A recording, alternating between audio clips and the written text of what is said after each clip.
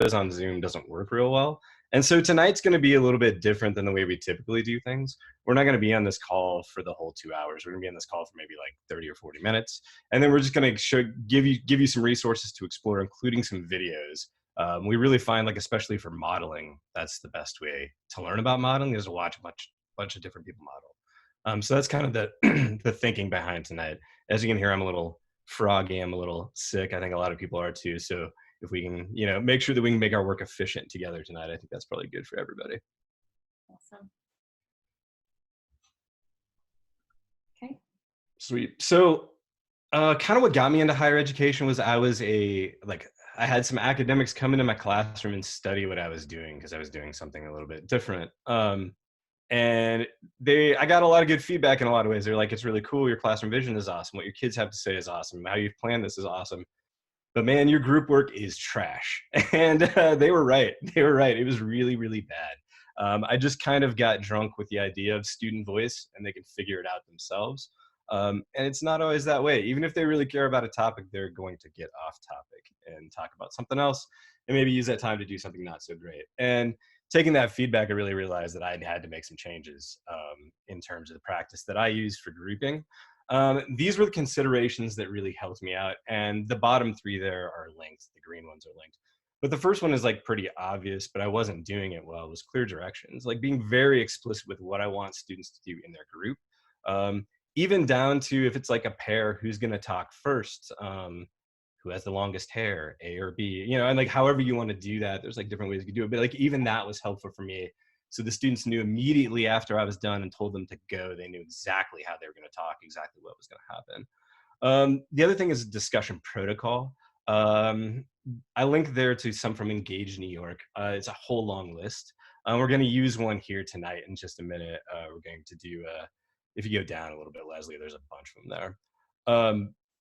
And they're all sort of like listed. Some of these are good. We're going to do one called Last Word tonight real quick to try on some of these group approaches. Will you go back to the slides there, Leslie? Yeah. Cool. I find, just real quick about protocols, again, it's sort of like building off directions. Like everybody knows what they need to do. There's like a clear like step or round for each discussion, which was really helpful.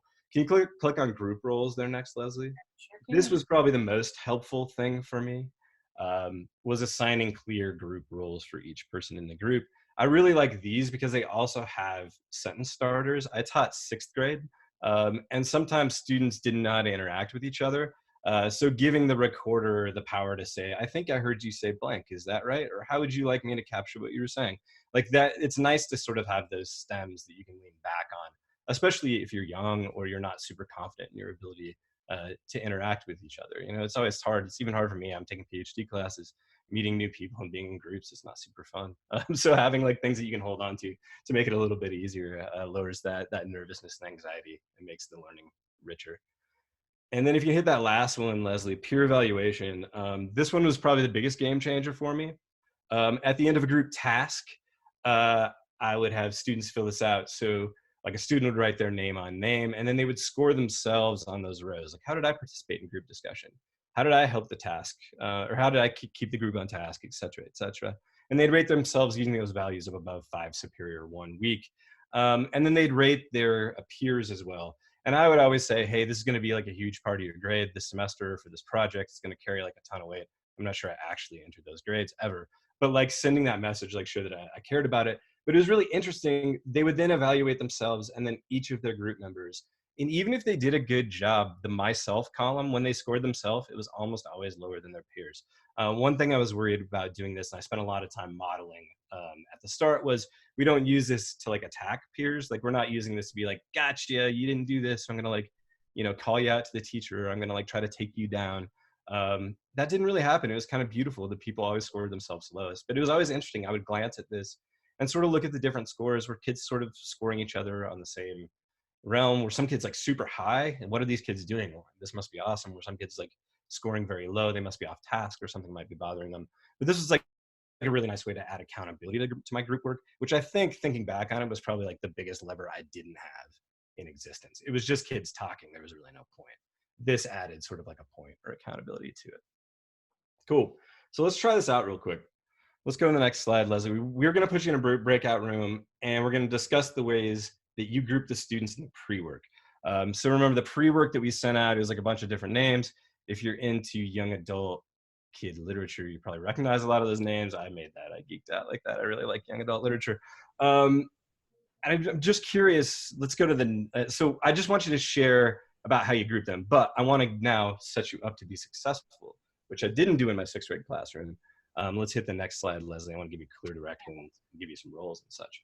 So I went too far. no There. problem.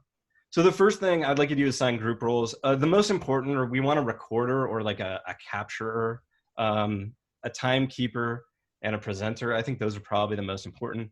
But if you want like a leader of some sort, that would be great. That's not a bad one to add either if we have four. But basically, we want to make sure that you're doing the protocol, that you're on time, and that you have something to share when you come back to the group. So whatever roles, you're adults, you can figure out what roles those are. But if you want to like use those ones that I gave you, you certainly can. And I'm going to add one little caveat in there. You're adults, so you know this, but I remember doing with this with kids, and I would say your role is, whatever, but you're still a participant in the group discussion. So you're a participant and you're doing this role.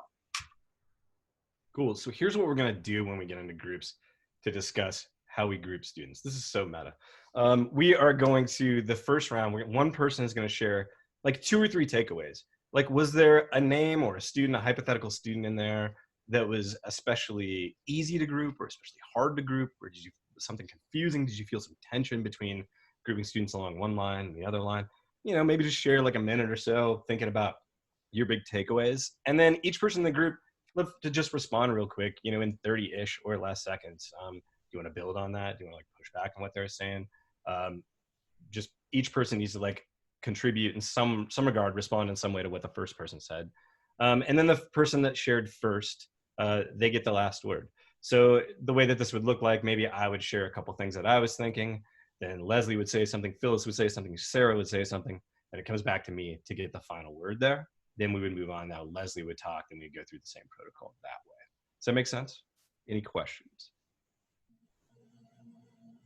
Cool. All right. We would like whoever's the presenter, or it could be the recorder, or however you want to just divvy up these roles. We would just like someone to come back and say, what seemed to be like a theme from what you were talking about in terms of like, did something seem especially challenging, in terms of like the content of grouping the students. And we just want to capture some of your thoughts when we come back. So that's the idea. Set your group roles. We're going to do the last word protocol, and then make sure that someone has something to share when they come back. We'll talk about peer evaluation when we come back. You don't actually need to evaluate each other, but we'll talk about that when we come back.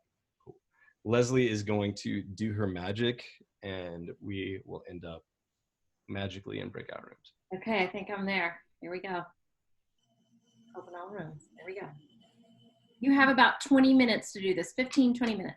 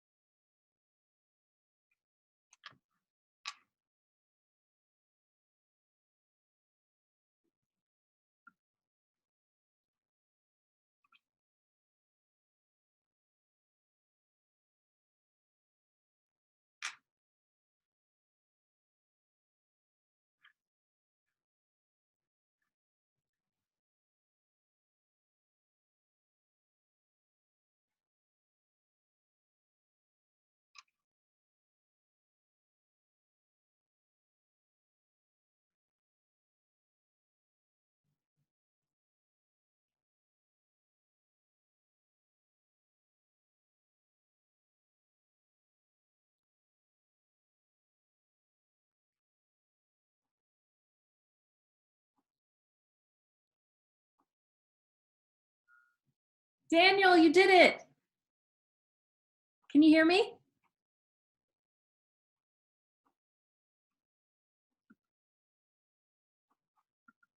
Can you hear me, Dan?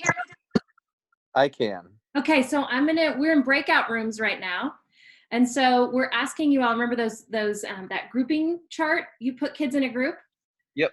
Now you're gonna share your thinking in this small group that I'm about to put you in. Okay. Okay, so I'm going to add you to group 5. So I'll see you in a bit.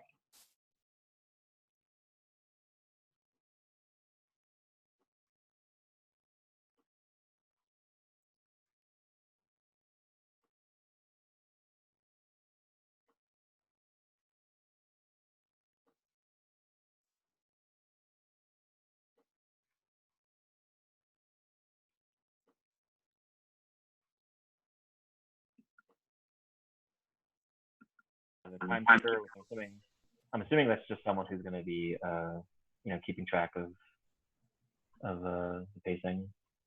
The timekeeper encourages the group to stay on task, announces when the time is halfway through and when time is nearly up. So I think we should be looking to like around 5, maybe 5 or 6 o'clock. I think is probably when we should. Can I be the timekeeper? That sounds easy.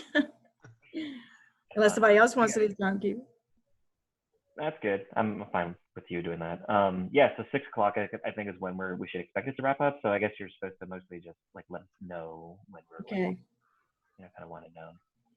And then we need someone to actually present our discussion, like our findings for the main group. So Casey, do you have a preference?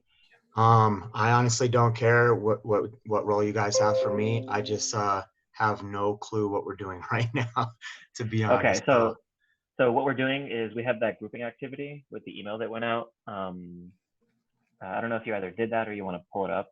The email, I got that this afternoon, and I haven't even looked at it. There's one that came on Sunday evening. So I sent one out on Sunday evening to everyone, which had some pre-work for the PLC. So it'll be on Sundays when that one came. Sunday. Let me see. Let me try to take a look. Yeah, I actually, I was explaining to them a moment ago, I actually saw the Sunday email on Monday and didn't notice the pre-work part. I was focusing on the assignments. And then I looked again, I saw the one we got this morning, and I was like, oh God, there's this thing I got to do. So I was like kind of running through that when I got home. So I didn't really finish that, but I do have some thoughts on that. So the point of the assignment is that we have like profiles of about, I think 16 students. It's 12. So we're learning. Right, 16, 4 groups of 4, right? Yeah, and so the purpose of the assignment is to divide up the students into different.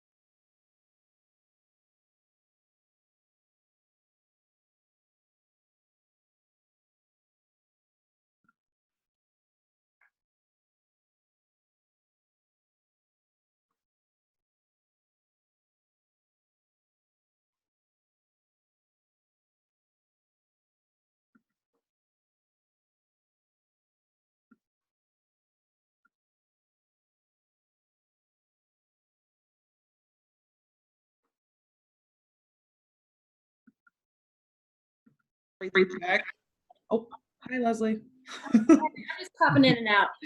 Oh, okay. I feel like if we're going to circle back, what I'm trying to think is maybe my struggle then, since we all kind of did the same thing, is what do I prioritize when we first start to split them up? Like, is it purely academic at first, or should we maybe focus more on the personality side? So that if I had to say where I'm more lost, maybe it's organization for priorities.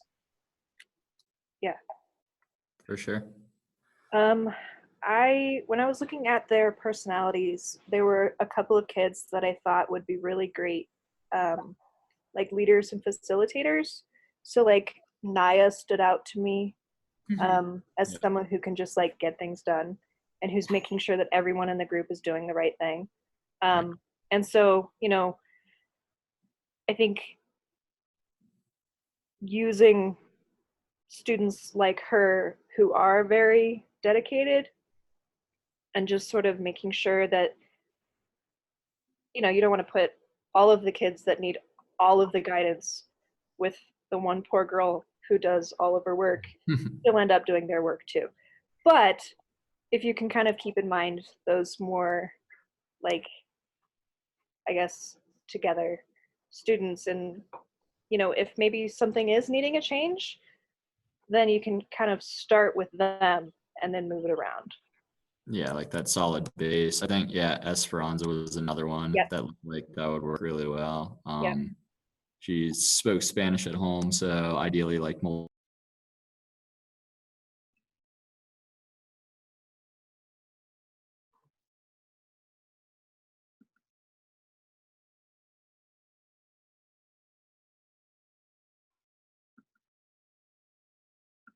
When checks out, well, why are they checking out, right? Right. That's exactly. Yeah. That's another thing too. For sure. I ended up putting Owen and Helen together actually because they both like video games. And so I thought like that might be a good entree point for both of them to like make new connections and make new friends. So I was like, yeah, cool, we could try that. Yeah. But I did not put into consideration at all. Drea, you mentioned that you looked at like, oh, is it like all girls, all boys? Yeah. I forgot to even look at that part, which I definitely do take into consideration in the classroom, you know, but when I just forgot to even glance at those columns. But Did it make a difference because their name's on a page instead of, you know, kids in your classroom? Right. And that's what we were saying too about like their interests and expertise. And it's just so hard to really know someone's personality just by reading what a paper says. And like, you know, student interactions can also really weigh in on if they should be in a group or not. And, you know, none of these say like, oh, like Cherry and Frodo like should not work together, you know? We don't have any of those notes either, so. Yeah. Kind of like when you first start the year, right? You get a new Right. kids, and there you are. Oh, I had to freestyle a seating chart because we got a new student and she completely threw the new, like, because she's like there was like a schedule change for behavior issues and it completely threw the culture of the classroom out of whack. I had to pull everybody out and then reseat them individually. And then kids were like, oh, I'm like, you literally never talked to this person. I have no idea why you hate them. Like, I'm so confused right now. But we're all working on respect tomorrow. So that'll be fun. Yeah. Cheapers. What did you guys take at all the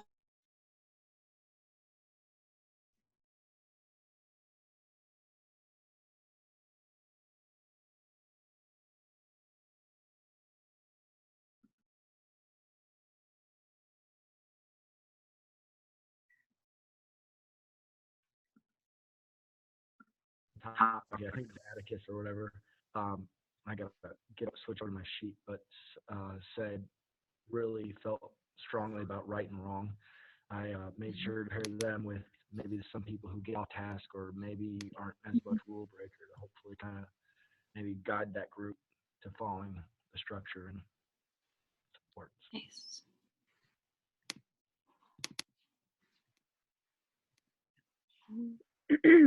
Okay, I can go.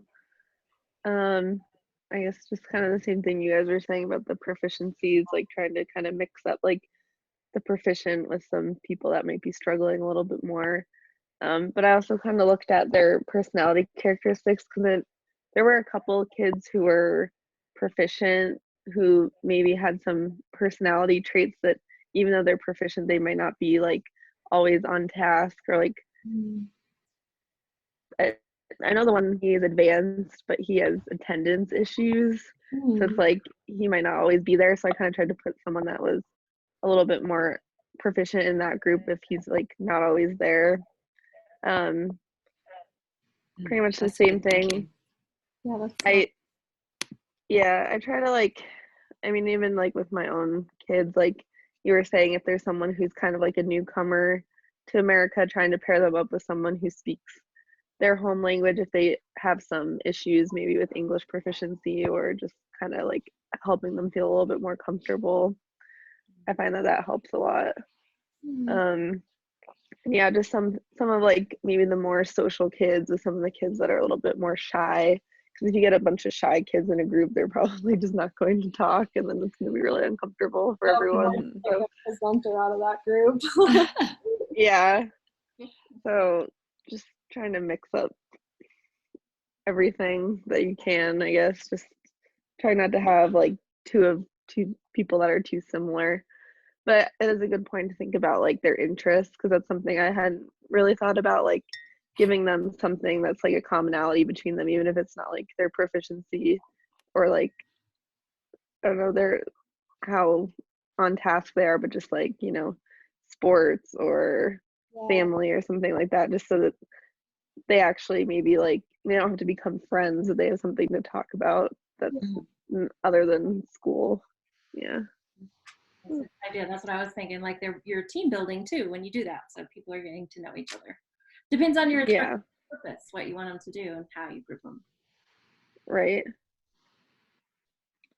I think if it's like grouping them for like kind of their general seating arrangement, it's good to try to have them have that something in common if they're going to be sitting together a lot. So then they're not, because sometimes I feel like the kids, they get annoyed if they are told to sit in a certain place because they just want to sit with their friends. But if they have something in common with those people, then they're probably more likely to actually want to sit there. Yeah, it's like helping the classroom community in general, like Right. giving them a place where they know that they're accepted for some reason, even if it's just a interest or something. Yeah. Right. But playing devil's advocate, when they have too much interest, it could become a problem too.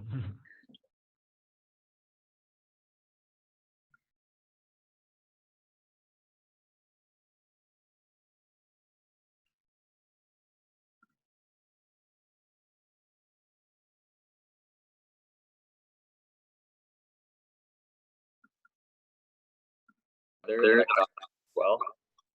So heavily language based, and then looking for at least one strong student for each group was like my second focus. Gotcha. Were there any like really hard ones? Was there like a case or two that didn't really fit in that, or didn't fit at the end? There were, and in practice, when that's come up, I'll usually try them in a group and see how they work together. With this, we have such limited information. There were a few people like Katniss, Helen. I kind of I just put them in a place where I'd have to see how they work together. So it was hard there was some people where I just didn't know where to put them, and so they got a slot, and that's where they landed. Cool. And now here, you guys, I think I would look more closely at their academic level and their IEPs. We're at about 16 minutes right now, so I don't know if I'm supposed to be back. And Leslie's in charge of the time. So Leslie. That's why I'm checking in to see how much time you need. We're pretty much done. Like all the ALCs have shared. Okay. Awesome. So you think I should close the room? I'll give you the 1 minute warning. Sounds good to me. Awesome. Cool. Thank you. Thanks, Leslie. You're welcome.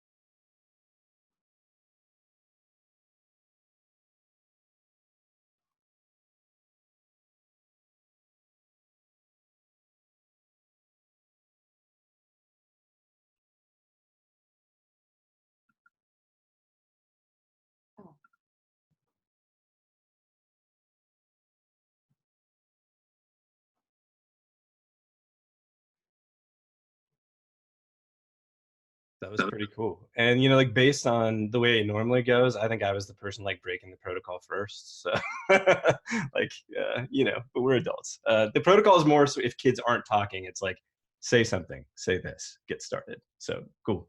That was fun. I would love for each group to share out. Hopefully you picked a presenter. Leslie, I'll take notes in that slide, like show the slide, but I'll be taking notes in there. But I'm going to mute myself so you don't hear my pecking the whole time. But if you can ping around to the different groups, that'd be awesome. Sure. So whoever wants to go first, what group wants to go first? We will go first. Hooray! I had so she was nice enough to ask me how to pronounce my name, but I didn't ask her how to pronounce yours. Is it Wales? Yes. Yeah, it's Wales. Okay, good. Okay, so Wales, Dre, and Brandon. And we actually had a lot of similarities. Sorry, my husband is now choosing this time to come home. We talked about how we all started from academic level. So like we actually all color-coded or sorted by academic level first, and we all created heterogeneous as opposed to homogeneous groups. The other thing we struggled with was how to do personality matching when it's vague words on a paper that we might not have context about. So what does checking out mean? We struggled with IEPs, like how do we make sure that we're honoring the IEPs without singling kids out or like, you know, putting barriers in the kids' way. And we also struggled to place people that might have a history of bullying, like Gollum, or mid-level, like partially proficient people. But yeah, it was a fun discussion. So great group. Awesome. Thank you, Madeline. Who wants to go next? We will. Or you can. Doesn't matter. Yeah. All right, cool. So Don, Daniel, Josh, and Dane and I talked. We actually were the opposite of group one in the sense that we actually, all three of us had different things we considered first. So Don did consider academic proficiency first, but had a concern of making sure that the gap wasn't too big between high and low performing students. I focused on the IEP and 504 students first and where to place them amongst the groups, and then went from there to other categories where Daniel focused a lot on the values of leadership and language proficiency when designing his groups. So there was a lot of different concerns with that. And we talked a lot about how context is so important because all of us approached the classroom that we were given from a different perspective. I was assuming 10th grade science students, and Don was talking about elementary students, and that changed how we wanted to make our groups. And that was kind of the big takeaways. Awesome. Thank you, Josh. You can go next. So I think all four of us kind of mentioned that we had looked at proficiency first. So kind of like the other groups mentioned, kind of trying to mix up the advanced and the proficient with some who are partially proficient, unsatisfactory. But another thing we were thinking about was just kind of the general personality traits of the students, like who's on task more of the time, who has more trouble staying focused, because we're kind of looking for someone to be a leader maybe in that group to help keep everyone on task. And then we also considered home language. Like we noticed there was one student where it said that they had recently moved to the country, so kind of might be helpful to pair a newcomer with someone who speaks their home language to make them feel a little bit more comfortable if that's possible, or just a student who's a little bit more welcoming to new people rather than maybe someone who's a little bit more standoffish. And then I think we kind of struggled with like we noticed one student said like they have attendance issues. What do you do when kids maybe are arriving late or they're absent a lot? Where do you kind of put them in a group so that the group doesn't fall apart when they're not there? Awesome. Thank you, Shannon. Cool. So I can go next. This is Nick, and I was with Hillary and Jess. And so, like most of the other groups, we started with academic levels. And something that Jess introduced was a Kagan structure where she numbered based on the proficiency. Like the more advanced learners were numbered like 1, and then the unsatisfactory like down to 4. And so that was something new that we kind of liked and agreed upon. From there, we looked at like similar home languages. I think it was Esperanza was like an advanced student. And so we paired her with Manon. a partially proficient Spanish speaking student just in case, because we weren't sure where they were on that ELL level and didn't have those proficiencies. And then looked at the academic plans and IEPs, and lastly rounded it out with like personalities. Interestingly enough, we put Golem with Piggy, who were both bullied. I'm not sure if that was like subconscious or what, but we figured that out towards the end. So that was about it. Awesome. Thank you, Nick. Yeah. One last group.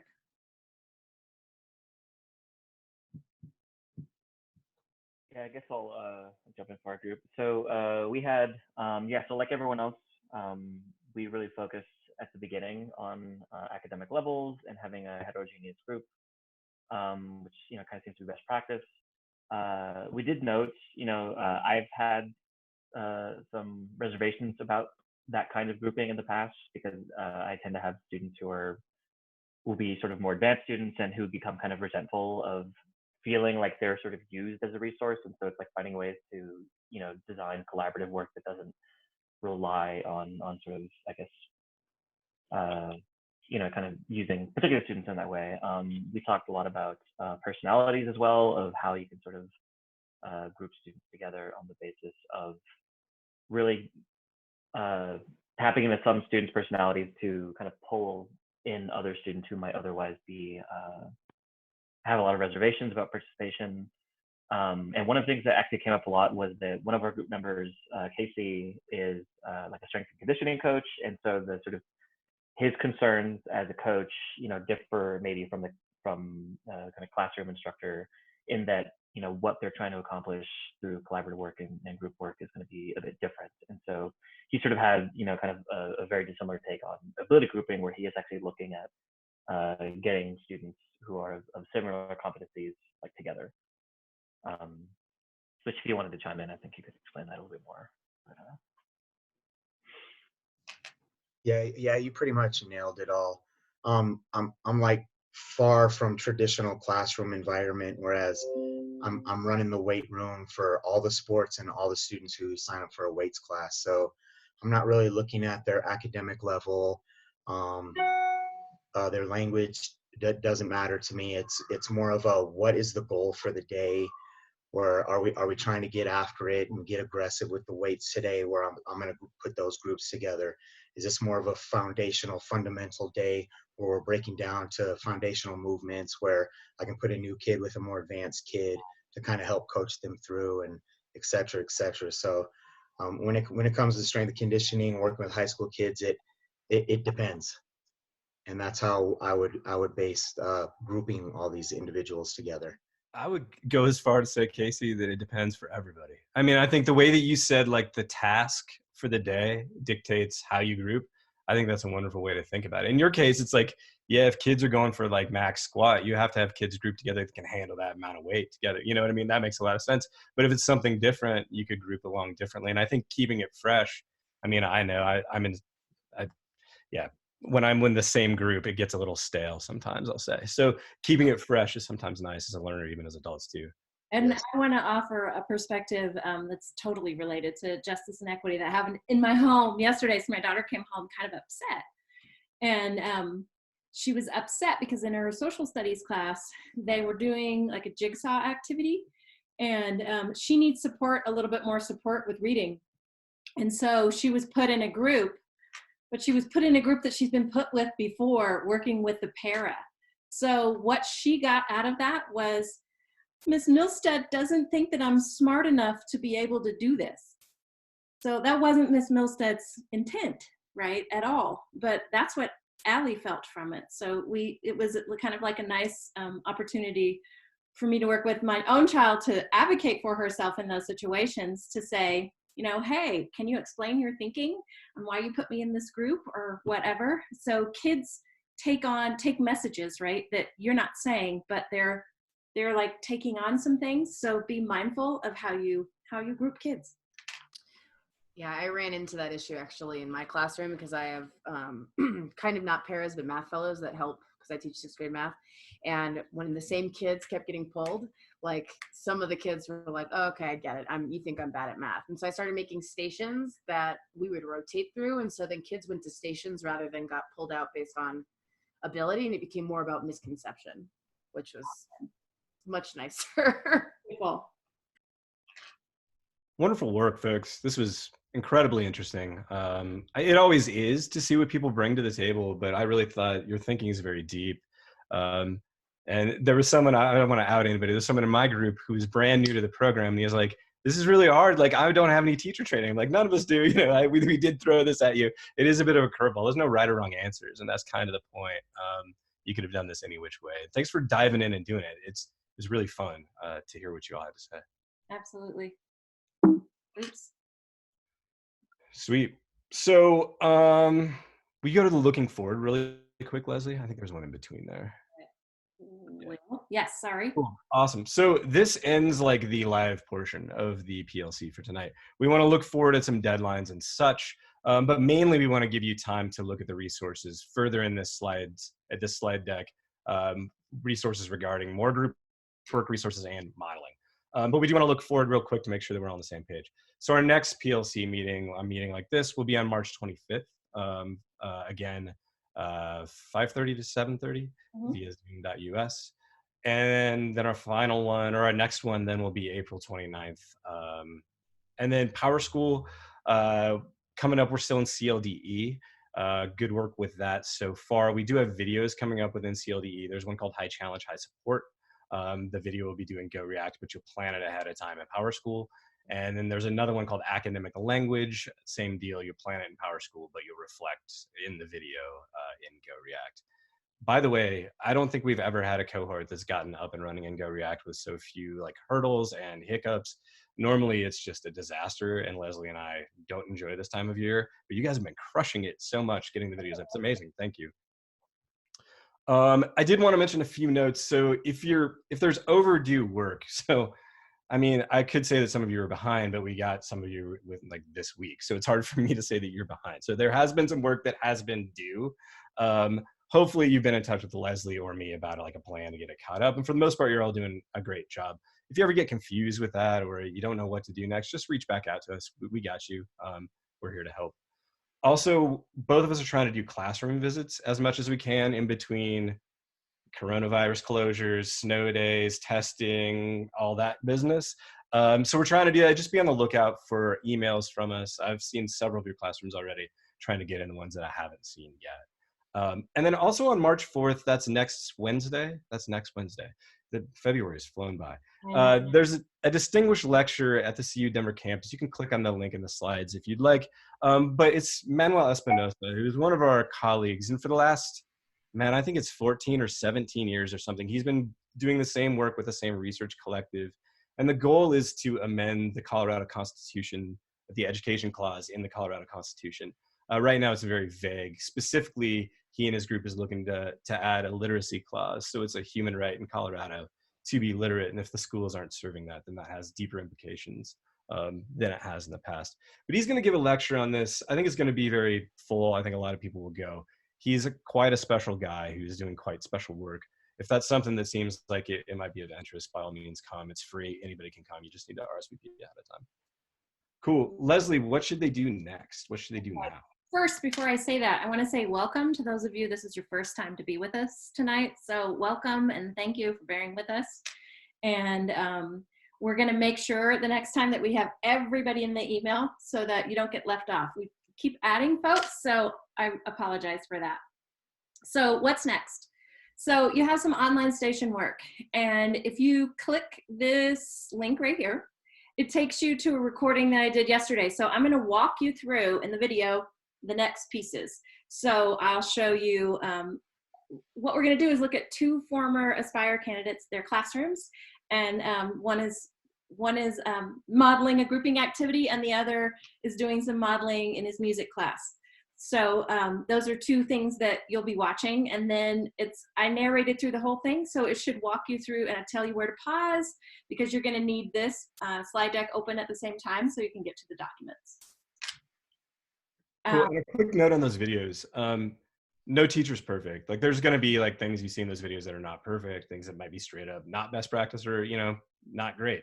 That's just kind of the way it rolls. Like, you know, you might see some, we're asking you to see the positive, and just know, you know, that teachers was working on those things. If you see that as well, whatever didn't go well, that's an area of growth for them at this time. And then when you get to the very end of the webinar, you'll see there's some take-home work. So links to resources for you, and also links to this final activity where we give you the option of either writing out and sharing a document with us, or go to Google or go to GoReact. And I made a new activity called PLC number 2. And if you are a better talker, then feel free to use the guiding questions from the document, but say your piece. That works for us. The important thing is to finish either, whatever your choice is, by Sunday, March 1st. And Can you go to slide 7 real quick? Oops. Oh, sorry. Sorry, 9. I'm sorry. Okay. This one. Cool. So that like ends PLC. If you want to stay on and talk to Leslie, you can stay on this call. If you would like to talk to me, I'm going to jump off this call and be at that other Zoom link here in a couple minutes. There's no need for you to do that. But if you have a question, or if you wanted to share something or check in or something, by all means, we can do that right now. And feel free to do that. If not, get off the call, eat dinner, do this work, you know, say hi to your husband who just got home, whatever it is, do what you need to do. But we do want to see your reflections in that like